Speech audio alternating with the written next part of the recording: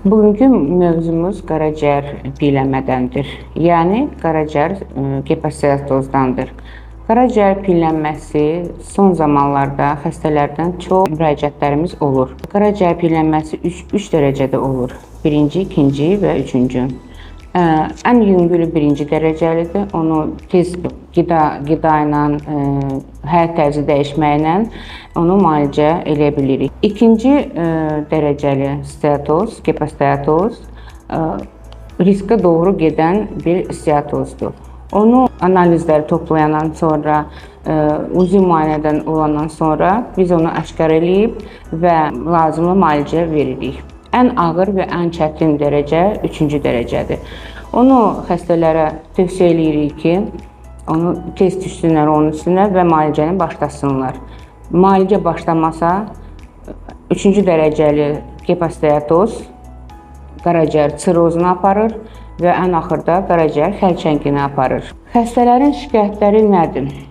Xəstə gəlir ki, məndə, bədənimdə səbəbi olmayan dəridə qaşımalar olur, səhər-səhər dururam, halsız oluram, depressiya tez düşürlər xəstələr, ürək bulanma olur, sağ qabırğa altında ağrılıq olur, iştahasızlıq olur, baş ağrıları olur və ən vacib 3-cü dərəcənin piylənməsi göz skleralarında və əllərində, ayaqlarında olan sarılıqlar olur.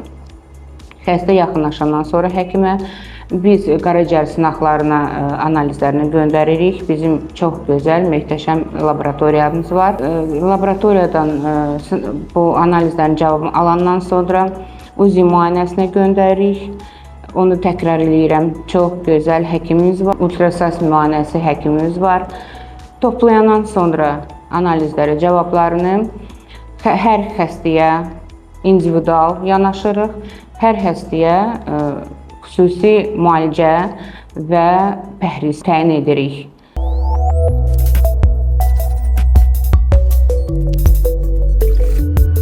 Meditür Global, sağlamlığın doğru seçimi.